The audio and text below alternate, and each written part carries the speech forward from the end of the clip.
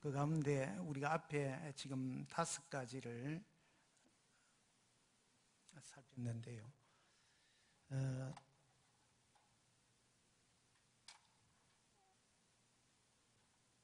첫째가 우리가 관점에 대한 것, 두 번째가 기도에 대한 것, 그리고 세 번째가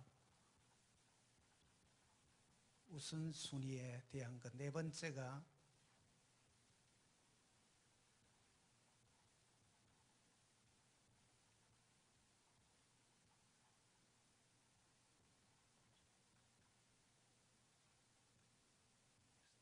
패러다임 시프트를 사고의 전환이라고 그렇게 말할 수 있겠죠.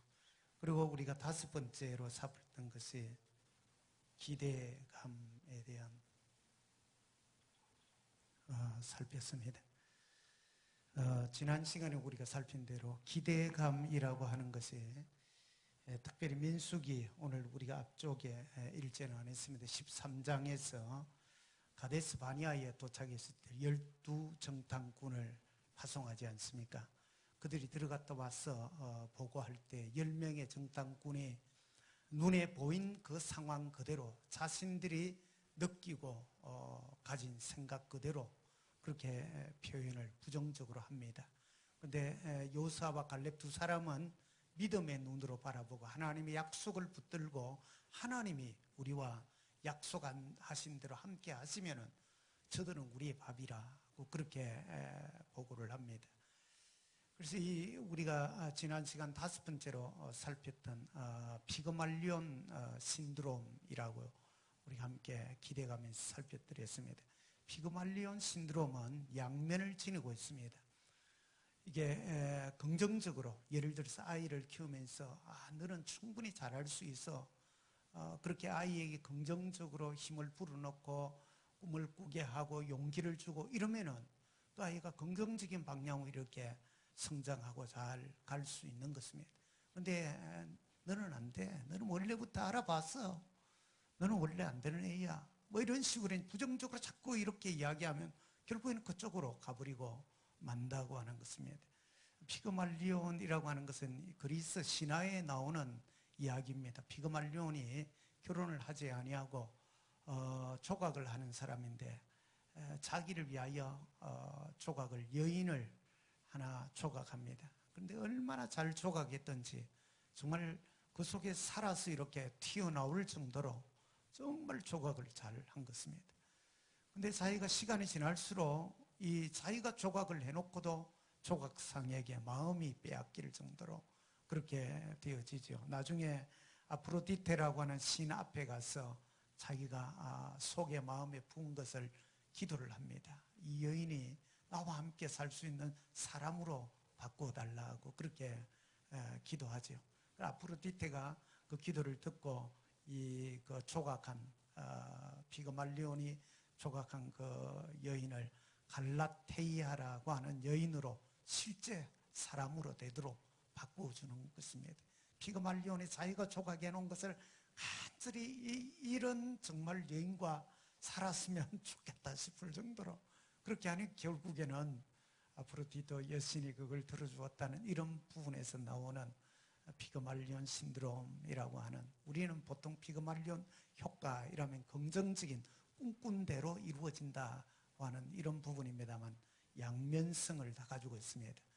부정적으로 안 된다고 자꾸 이야기하면 안 되는 것입니다. 그런데 긍정적으로 믿음의 꿈을 꾸고 특별히 예수 믿는 우리에게는 하나님의 약속의 말씀을 우리가 붙들면은 반드시 그것은 약속의 말씀대로 이루어진다고 하는 것입니다. 우리 성경 말씀 안에서도 그렇지만은 단어 가운데 신실이라고 하는 단어가, 신실과 성실이라고 하는 우리가 단어가 있습니다.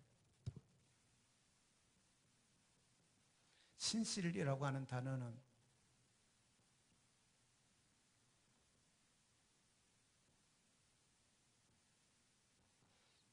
이 단어죠. 그 다음에 성실이라고 하는 단어는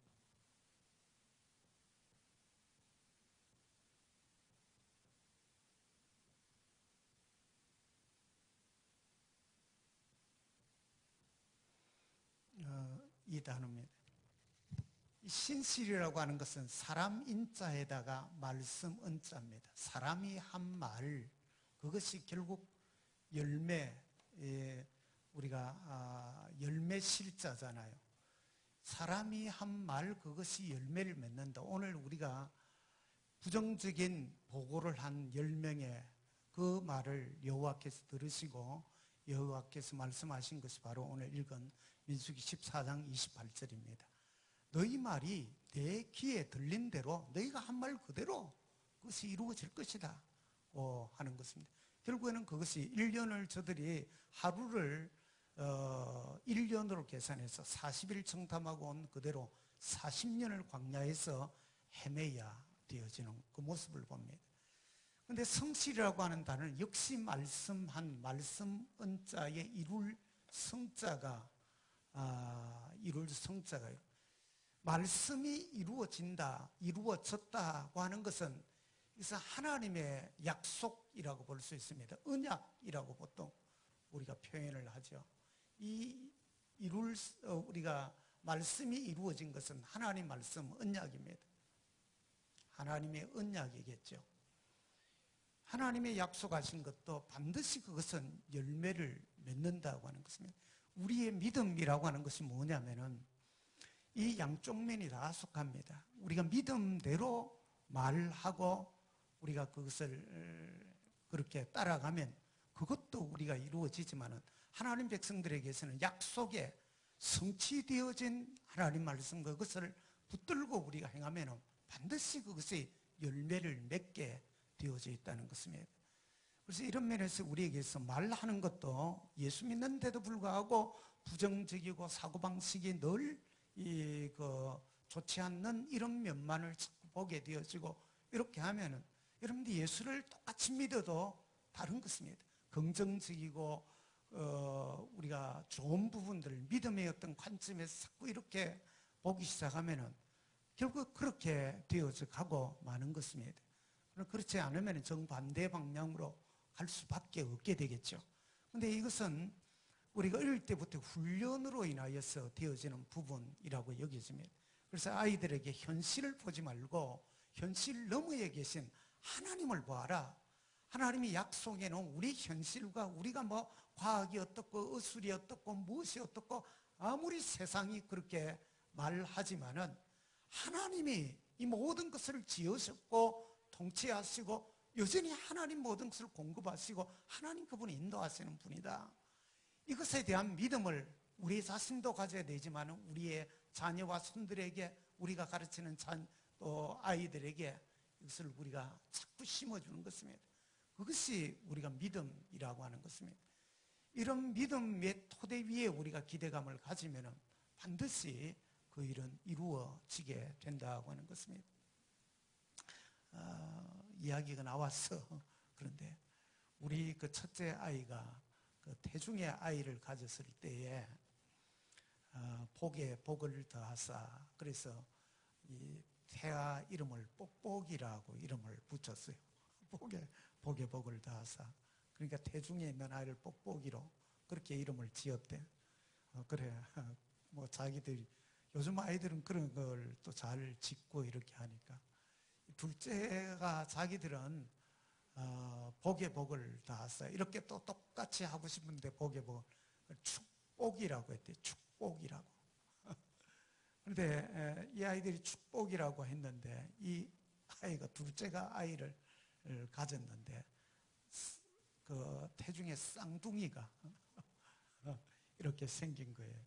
그래서 첫째가 그렇게 하더만은 둘째가 또 그 태아 이름을 그렇게 태명을 짓더만은 어떻게 그렇게 그래서 우리가 말이라고 하는 것은 우리가 어떻게 말을 하고 어떻게 우리가 꿈을 꾸고 이런 것이 사람이 말하는 것도 여러분들이 반드시 열매를 맺는다고 하면 하나님의 약속의 말씀은 그것은 붙들 때 우리가 말할 필요 없이 반드시 약속대로 하나님이 이루어진다고 하는 것입니다.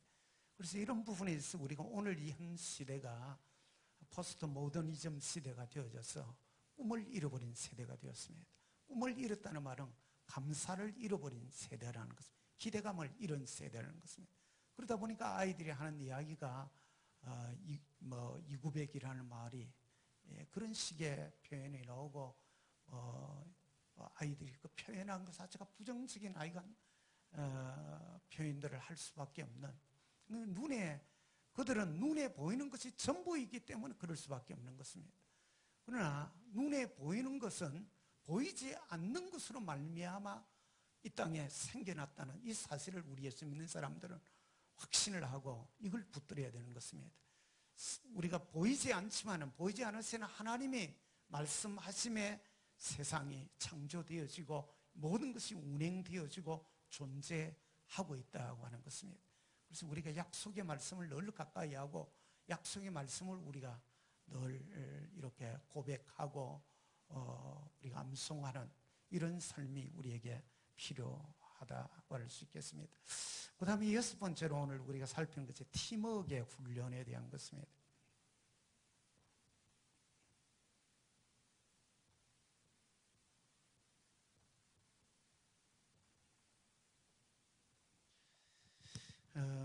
팀워크에 대한 그 내용을 제가 잠시 읽어드리도록 하죠. 일을 많이 하는 사람 중에 혼자서 하는 경우가 많다. 회장의 자리나 어떤 책임자의 자리는 혼자서 일을 많이 하라고 주어진 직책이 아니다. 팀워크를 이루는 자리다.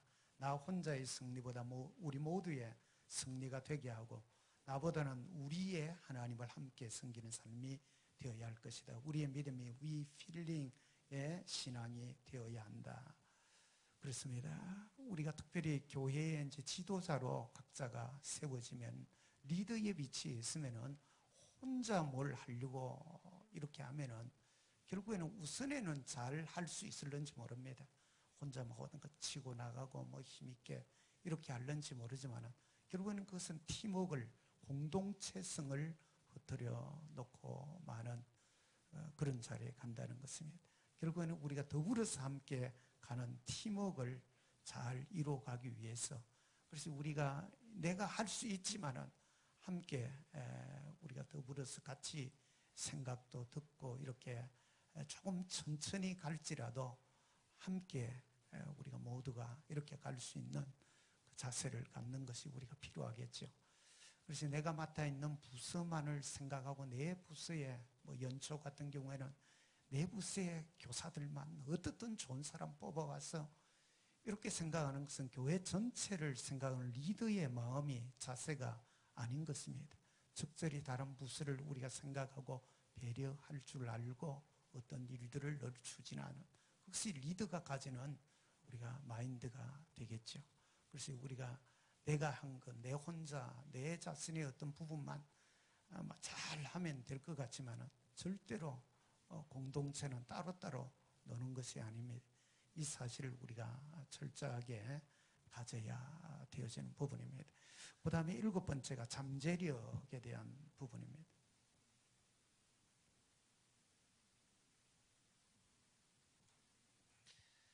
이 잠재력이라고 하는 것이 think grants라고 되어 있는데 이게 긍정적인 우리의 사고방식에 이것도 좀 더 긍정적인 부분입니다. 이 grants, 영어로는 grants입니다. 미어는 grants라고 하죠. 이게 동사도 되고 명사도 되는데 수여하다, 베풀다, 허용하다 이런 단어입니다. grants라고 해요. 명사형 grant라고 하는데 여기에 s를 붙여 놓은 것, 허가하다 또 아니면은 인가하다 이런 의미가 되겠습니다. 생각의 폭을 넓힌다는 것이 think grants라고 하는 이 단어인데 제가 한번 읽어드리죠. 생각 자체가 나는 이것밖에 없는데 라고 생각하면 그것밖에 없는 것이다. 조 지라드라는 세일즈맨이 조 지라드 250명의 법칙이라는 책을 썼다. 그 책에 보면 내가 아는 사람이 동창, 옆집 사람 등등 다 따져보면은 250명 정도가 된다는 것입니다. 내가 예를 들어서 사람마다 다를 수 있겠지만은 예를 들어서 교사는 더 많은 사람이 되겠죠. 내 반 아이들과 그 외에 주변에 대부분 보통 일반 사회생활을 정상적으로 하는 사람은 하나하나 따져보면 연결된 고리를 찾으면 250명 정도를 안다는 것입니다. 그 사람과 이 법칙에 따라서 그 또 내가 아는 한 사람 한 사람이 또 다른 250명 이렇게 연결되어져 있다는 것입니다. 어떻게 보면 우리의 삶을 사는 데 있어 관계로 얽혀져 있는 이것이 어떻게 보면 무한한 이런 잠재력을 지니고 있는 관계 속에 있다고 하는 것입니다. 그래서 어떻게 보면은 나 혼자 얼마 안 되는 것 같지만은 사실은 가만히 따져보면 사람 전체가 우리가 둘, 셋 정도 이렇게 관계만 뛰어넘었어도 그 관계가 엄청나게 많아진다고 하는 것입니다. 그런 면에서 우리가 홀로 살아가지만은 절대로 우리가 혼자 있는 존재가 아니라는 것입니다. 우리 주변에 연관되어지는 거밀줄처럼 얽혀있는 이 관계는 엄청난 범위가 있다는 거죠. 조 지라더라고 하는 사람은 원래 판매사원이었습니다. 처음에는 나서서 온갖 것을 팔아보지 않은 것이 없을 정도로 처음에는 휴지 두루마리에서부터 시작해서 나중에는 전자제품 또 가정에 어떤 요리하는 요리 무슨 기구들부터 시작해서 냉장고 온갖 것을 가정 방문을 통해서 이제 팔던 사람이었습니다. 근데 이 사람이 자기는 열심히 아침부터 일찍 나와서 늦게까지 하는데도 사실은 슬렁슬렁 이렇게 하는 것 같은데 늘 자기 사무실에 전국에서 1등을 하는 사람이 있는 거예요. 자기는 거기에 정말 한 100분의 1도 못 따라갈 정도로 어떻게 똑같은 시간을 가지고 똑같이 발로 뛰는 것 같은데 어떻게 그럴 수 있는가에 자기는 늘. 그래서 한번 이 사람을 같이 식사를 대접을 했습니다. 식사 대접을 하면서 이제 식사 자리에서 물어본 겁니다. 왜 당신과 나는 어떻게 보면 내가 더 열심히 이렇게 나는 출근하기 전부터 이 둘러서 그 시간에 맞추어서 출근 그 전에도 이렇게 하고 출근하고 퇴근해서 가면서도 또 방문을 해서 이렇게 할 정도로 내가 열심히 하는데 불구하고 어떻게 당신의 발치에도 내가 따라갈 수 없습니까? 그러니까 이 사람은 빙긋이 웃으면서 자기도 당신처럼 그렇게 열심히 한다는 것입니다. 그런데 자기가 볼 때 당신 같은 사람은 조금만 있으면 결국에는 나를 따라잡을 수밖에 없다는 걸 자기도 알고 있다는 것입니다. 그 정도 열심히 있으면은 반드시 될 수밖에 없는데 이제 되어지는 것이 이 사람은 가지고 있는 사고방식 자체가 이제 다른 이 think grants라고 하는 이걸 가르쳐 준 것입니다. 그 사람한테.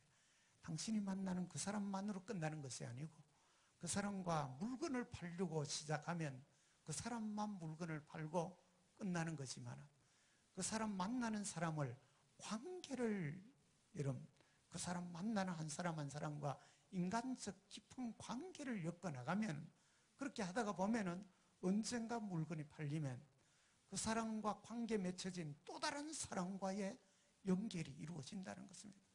그래서 자기는 이렇게 사람 관리를 늘 물건을 팔려고 내가 팔아야지 이런 생각보다는 그 사람이 관계를 하다 보면 그 가정 상황을 알게 되고 아이들 문제 알게 되고 이런저런 상황을 알게 되어지고 그러면서 그 사람을 늘 만나면 물건에 대한 상품 이야기를 하기보다 어땠는지 그 가정 이야기 아이는 어떻게 됐는지 지난번에 그 상황은 어떻게 됐는지 그걸 메모를 깨알처럼 적어가지고 그 사람을 만나기 전에 그 사람에 대한 걸 이미 그 전에 내려온 상황을 잘 알고 관계를 이어간다는 거예요. 결국에는 그 관계가 그 사람 때문에 또 연결되어지는 또 누군가로 인하여서 연결되고 또 그 다음에 발을 뛰어넘어서서 사실은 자기가 물건을 파는 것보다 나와 좋은 관계가 맺혀져 있는 그 사람들이 연결을 해주는 것이 훨씬 많다는 것입니다. 그러니까 당신하고 지금은 이런 엄청난 갭이 나는 것 같지만 순식간에 당신처럼 열심히 하면 거기에서 이 사람이 힌트를 얻은 것입니다. think grants라고 하는 것이 우리가 조금만 생각을 바꾸어서 가지면은 완전히 삶이 달라진다고 하는 것입니다. 이런 면에서 우리 자신이 그렇습니다. 우리가 뭘 행할 때 나는 아무것도 아니야, 별것 아니야. 우리가 세상적인 판단 기준에서 나는 학력도 없어. 나는 뭐 태어날 때부터 집안에 완전히 흙수저를 물고 태어났어. 어떤 수많은 우리가 변명거리와 부정적인 걸 이야기하려면 끝이 없겠죠. 그런데 자기가 긍정적인 마인드를 가지면은 그걸 극복하기 위하여서 수없이 노력한다는 것입니다. 언젠가 제가 아나운서로 나온 한 분이 자기 감정을 냈어요.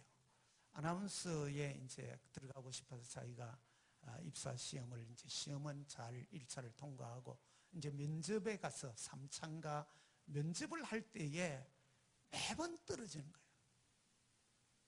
근데 이제 방송국 직원을 다 마치고 나오면서 참 아쉬워하는 마음으로 당신이 그 발음을 조금만 참 수정하면은 좀 재능이 탁월한데 이 발음 자체가 또렷하게 되지 않는, 그러면서 그냥 연필 하나를 입에 이제 물고 연필을 입안에 집어넣고 발음을 자꾸 해서 똑똑히 하는 방법을 실제적으로 자기가 그냥 이렇게 쓱 지나가면서 한 말인데 돌아와서 그때부터 그 연필을 입에다가 물고 발음을 계속 입에 물고 똑똑히 발음이 되어지면은 빼고 나면은 그것이 완전히 언어가 개선된다는 것입니다. 그렇게 해서 자기가 나중에 실제적으로 이제 그 방송국에 들어가게 되고 아나운서로 어느 누구보다도 모든 발음을 가장 정확하게 해낼 수 있는 그런 아나운서가 된 간증하듯이 하는 이야기를 들은 적이 있습니다. 우리에게 고치지 못할 것은 하나도 없습니다. 어떤 면에서는 보면 우리에게 가장 약점이라고 생각되어지고 우리가 가지고 있는 여러 가지 많은 열악한 상황이라고 생각되지만 오히려 그것을 극복하고 긍정적인 마인드와 우리가 훨씬 더 그런 자세를 가지면은 그것이 오히려 바탕이 되어서 우리가 더 큰 이런 자리에 갈 수 있다는 것입니다. 특별히 우리가 신앙생활이라고 하는 것에 이런 부분에서 우리가 믿음을 갖고 하나님을 의지하고 하나님의 살아계심을 진실로 우리가 우리의 삶에 그것을 받아들인다면 우리 삶이 전혀 다른 방향으로 우리가 바뀌어질 수 있다고 생각합니다. 여러분 죄송합니다만 저는 늘 꿈을 꾸었습니다. 처음부터 학교 들어갈 때부터 저는 대학을 다닐 때부터 교수였다고 그랬죠. 그래서 자칭 젊어서 그는 자칭 교수다고 할 정도로 그렇기 때문에 바닥이나 제 상황이나 주변에 둘러볼 때는 어느 것도 할 수 없는 유학을 간다 꿈을 꿀 수 없는 상황이었습니다. 뭘 하고 어떤 그거는 현실 상황을 둘러보았을 때는 아무것도 할 수 없는 상황이었습니다. 그리고 성격 자체도 굉장히 어떤 내성적인 이제 목사가 되고 그 이후에 많이 바뀌어졌지만 제가 이 성격이 확 바뀌어진 부분에는 사실 책을 팔려고 차 안에 전철이나 버스 안에 있어서 그 하는 사람들 우리가 처음에는 선한 생각으로 그걸 시작을 했습니다. 크리스마스가 다가오니까 신문 넣고 요구르트 넣어주는 아줌마 이 신문 넣는 이 아이에게 우리가 조금 선물 하나를 괜찮은 걸 직원들이 마련해서 우리가 주도록 하자고 했습니다. 그래서 우리 그 당시 사장이었던 그 장로님에게 영훈학 장로님에게 부탁해서 책 값을 그 원가 그대로 이렇게 우리가 받았으니 그걸 우리가 파는 걸 우리가 하기로 했습니다. 그래서 차를 가지고 이제 그걸 차를 타고 또 전철을 타고 이 판매를 하는데 2명씩 우리가 짝을 지어서 나갔어요. 저는 그 당시에 거의 쫄병이다시피 했습니다. 막 입사한 지 출판사에 우리가 9명이었는데 제가 신학을 마치고 갔기 때문에 이제 아침마다 예배 인도를 하고 지금은 그 규장문화사가 워낙 커졌기 때문에 인원이 한 50명 정도 이렇게 큰 이렇게 돼버렸지만 그 당시에는 인사동에 한 9명쯤 있었습니다. 그렇게 해서 우리가 시작해. 제가 옆에서 보니까 너무 참 잘 못하는 거예요. 파는데 보니까. 제가 그래서 좀 답답한 마음이 들어서 내가 하면 저것보다는 잘하겠다는 생각이 들었어요. 그래서 제가 한번 해보겠다고. 그렇게 처음에 제가 처음 시작한 게 이제 그 2인석에 앉는 좌석 버스, 그리고 바카스를 한 박스 사서 이제 타면서 따가지고 버스 운전사에게 이제 바카스를 먼저 주고 그렇게 해서 이제 그 잡고 책을 파는 것입니다. 그 다음에 제일 처음 했던 게 좌석 버스를 타고 이걸 했는데 제가 처음 했는데 한 4대권을 팔았어요. 그 안에. 그 이전에 지나오면서 이게 맹탕을 칠 때가 여러 번 있었는데 그러고 나니까 제가 굉장히 용기가 생겼어요. 그 이후로 며칠을 그걸 하면서 그걸 한번 하고 나니까 굉장히 자신감이 붙은 겁니다. 우리가 우리의 삶의 어떤 변화의 어떤 계기를 갖고 이렇게 할 수 있는 기회가 우리 인생의 그런 가운데 할 수 없다고 생각하면 어느 누구도 할 수 없는 것입니다. 우리가 뒤로 빼면 어느 누구도 처음부터 모든 걸 또 잘할 수 있다고 생각이 안 됩니다. 그러나 우리가 도전을 하고 그 일에 시도하면 때가 되어지면 하나님께서 일하시고 역사하시는 때가 온다고 하는 것입니다.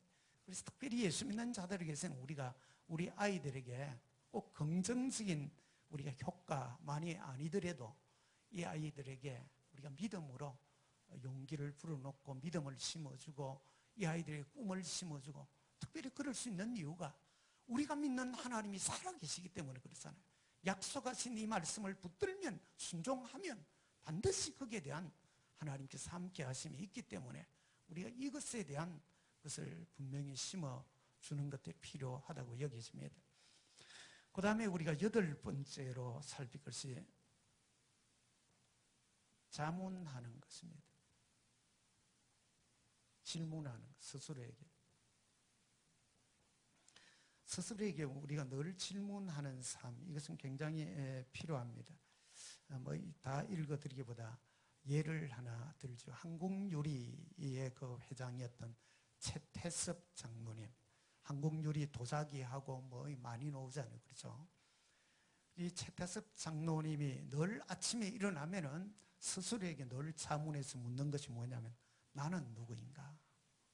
매번 아침에 일어날 때마다 내가 누군가 하는 것을 묻는답니다. 그 다음에 2번째로 자기에게 묻는 것이 시간의 주인은 누구인가? 오늘 하루의 주인이 누군가? 어떻게 3번째 묻는 것이 돈의 주인은 누구인가? 이게 매일 아침 일어나면서 그가 최태섭 장로님의 이 사업을 시작하면서 그가 늘 자기에게 하나님 앞에 서는 순간까지 계속 물었던 자문에 대한 그걸 몰라서 물었겠습니까? 내가 누군가? 이 부분에 대해서 자기의 정체성에 대해서 내가 하나님의 자녀라고 하는 사실, 내 삶의 인생의 진정한 주인은 하나님이라고 하는 이 사실을 놓치지 않으려고 내가 누군가 하는 것을 시간이 오늘 하루 주어진 이 시간의 주인이 누군가? 내가 오늘 열심히 해서 또 사업을 하고 돈을 벌지만 이 돈의 주인이 누군가? 이 부분에 대해서 늘 매일 반복되어지는 질문이지만 그 질문 앞에 자신을 늘 돌아보면서 성찰하면서 그렇게 기업을 경영해 나갔다고 하지 않습니까? 적어도 제가 볼 적에는 바꿀 필요 없이 최태수 장로님이 스스로에게 물었던 자문했던 이 질문만 매일 우리 스스로에게 우리가 던지면서 하루하루를 살아도 우리 인생에 다른 때보다는 의미 있는 삶을 분명히 살 수 있다고 그렇게 여겨지는 것입니다. 그래서 우리가 혁명적 사고방식을 가지고 대단한 엄청난 것이 아니고 내게서 우리가 기준점만 제대로 잘 지키고 제자리만 서도 우리의 삶이 분명히 달라진다고 하는 것입니다. 그 다음에 9번째가 감사하기입니다.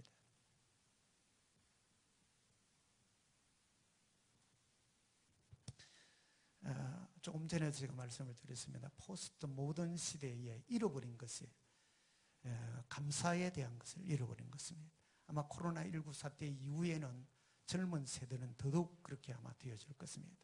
감사를 잃어버린 세대. 오늘 우리 세대도 물질적으로 풍요하고 여유롭고 이렇게 하다 보면 우리가 까마득하게 감사를 잃어버릴 수 있는 것입니다. 거의 습관적으로 제가 그랬다고 하죠. 이게 의식적으로 제가 그러려고 하는 것입니다. 아침에 딱 일어나면 일단은 하나님 아버지, 하나님 감사합니다. 감사합니다. 감사합니다. 여러분 제가 제 귀에 들리도록 하나님 감사해요. 감사합니다. 일단 내뱉어 놓고 그 다음에 이제 이런 저런 것들을 이제 그리고 나오면서 새벽 기도를 나오면서 이것은 우리가 의식화 습관화 시키는 것이 필요하다고 생각합니다.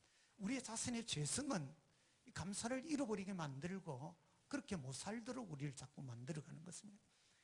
여러분 현대 후기 사회 포스트 모던 사회가 갖는 것은 권위를 무너뜨리고 질서를 무너뜨리는 것입니다. 이 포스트 모던 사고방식 자체가 권위가 무너지고 질서가 무너지도록 그 가운데에 권위 질서가 무너지면 진정한 하나님 앞에서의 감사라고 하는 것이 신존재 자체를 부정해 버리는 자리가 가니까 그런 것 자체가 없는 것입니다. 우연히 여러분들이 진화도 생겨났고 진화되어서 그렇게 생겨난 존재가 뭘 향하여서 어디를 향하여 굳이 감사할 이유가 어디에 있을 것 같습니까? 결국 없게 되고 마는 것입니다. 그래서 우리가 특별히 예수 믿는 우리가 리더의 자리에 있는 자들은 감사를 많이 하는 것입니다. 할 수만 있는 대로 우리가 많은 것을 헤아려서 지난 날을 돌아보면서도 현재 내가 살아가고 있는 삶의 부분들 또 우리가 꿈꾸고 미래에 약속되어져 있는 영원한 그 나라와 또 우리가 기도하고 꿈꾸는 대로 하나님 이끌어 주시고 채워주실 것에 대한 이런 미리 당겨서 우리가 감사를 많이 하는 것입니다. 그래서 우리가 감사가 풍성하면 사실 우리의 삶의 내면이 달라지게 되었습니다. 감사가 넘치는 삶이 평안을 잃을 수가 없는 것입니다. 우리의 가슴 속에 여러분들이 하나님과의 관계를 맺으면서 하나님 우리에게 주시는 것이 뭐냐면 평화를 우리에게 샬롬을 허락했습니다. 샬롬을 가진 자가 이웃과의 우리가 삶 속에서 샬롬을 화평을 이루려고 애쓰는 것입니다. 감사한 자는 그렇게 되어져 있다는 것입니다. 감사를 이루면은 모든 것이 우리가 원망과 불평과 짜증이 나게 되어지고 이 관계가 이걸 예사롭게 여기고 지나가 버리고 말게 되겠죠. 그래서 우리가 감사하는 것들을 특별히 우리가 많이 하려고 그렇게 해야 될 겁니다. 제가 영국에 갔을 때 처음에는 이 사람들이 큐 이래요. 큐 하는 게 이게 뭔 말이지 저게. 근데 앞에 땡큐 영국인들이 하는 것이 애플 같은 우리는 영어를 애플이라 하잖아요. 사과를. 근데 아플 이래요. 땡큐 이렇게 해야 돼요. 우리는 그렇게 보는데 땅큐인데 앞에를 약하고 땅큐 처음에는 들리는 게 큐밖에 안 들려요. 영국인들. 근데 하여간 그 사람들은 그냥 입에 달고 있는 것 같아요. 조금만 해도 큐. 우리가 우리의 삶에 특별히 예수 믿는 사람들에게서는 더더욱 우리가 할 수만 있으면 많은 삶에 감사를 많이 하는 거 이건 굉장히 우리 삶을 풍요롭게 해주는 거라고 생각됩니다. 그러니까 이 거절할 때도 그 사람들이 됐습니다. 이렇게 거절할 때 뭐라고 하죠? 됐습니다 하는 게 No thank you. 거절하는데도 불구하고 No thank you입니다. 우리는 우리 한국식으로 표현하면 No 이렇게 하고 마는데 굳이 그 사람들은 No thank you라고 붙이는 거절을 함에도 불구하고 그래서 이런 부분들은 우리가 언어에서도 우리의 삶의 방식에서도 좀 정말 배워야 되어지는 부분이라고 생각하면 되겠습니다. 10번째로가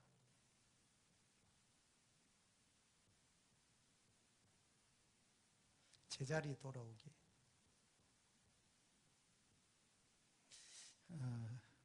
이 말이 좀 그렇긴 합니다만은 우리 삶에 우리가 생활을 하다 보면 시간이 흐르면은 또 어느 정도 사람들이 자기의 위치도 높아지고 신분도 달라지고 누리는 것들도 달라지고 변화가 일어납니다. 그러면서 우리가 자칫 놓치는 것은 내가 원래 어디에 있었던가를 가마득하게 놓쳐버릴 동안 그 말은 결국에는 우리가 교만한 자리에 가는 것입니다. 제자리로 우리가 늘 내가 원래 어디 있었던가를 우리가 출발점을 잘 알면 허리를 동이고 겸손의 자리로 우리가 가게 되는 것입니다. 우리 지도자들이 우리가 저부터 시작해서 우리 모두가 늘 겸손의 자리를 놓치지 않으려고 하는 것. 그것이 우리가 가져야 되어질 자세일 것입니다. 예를 들어서 변화산에 성경에 보면 변화산상에 올라갔던 제자들이 너무 황홀한 장면을 목격을 했습니다. 그래서 여기에 우리가 집을 짓자. 여기에 거하기를 원하는. 그런데 주님은 산 아래로 내려가도록 하는 것입니다. 우리가 우리말 가운데 그 속담 중에 올챙이, 개구리 올챙이적 우리가 생각 못한다 그런 말이 있죠. 이제 우리가 우리의 원래의 우리의 출발점 그 모습들을 늘 우리가 멈추어 서서 우리를 돌아보는 것이 굉장히 필요한 것입니다. 우리의 어린 시절 또 부족한 모습들, 우리의 연약하던 때들, 처음 은혜를 가졌던 때들, 우리가 눈물을 흘리고 감격하던 그런 때들, 이런 우리가 순수의 자리로 늘 돌아가려고 하면 하나님이 그런 자들을 하나님 붙드시고 결국엔 그들을 세워 가시는 것입니다. 우리가 부르는 복음송 가운데 주님 뜻대로 살기로 했네라는 복음송이 있잖아요. 그렇죠? 뒤돌아서지 않겠네. 뒤돌아서지 않겠네. 우리가 영어 그 복음송 원래 가사 내용을 보면 I have decided to follow Jesus 라고 되어 있습니다. 예수를 따르기로 결정을 했네.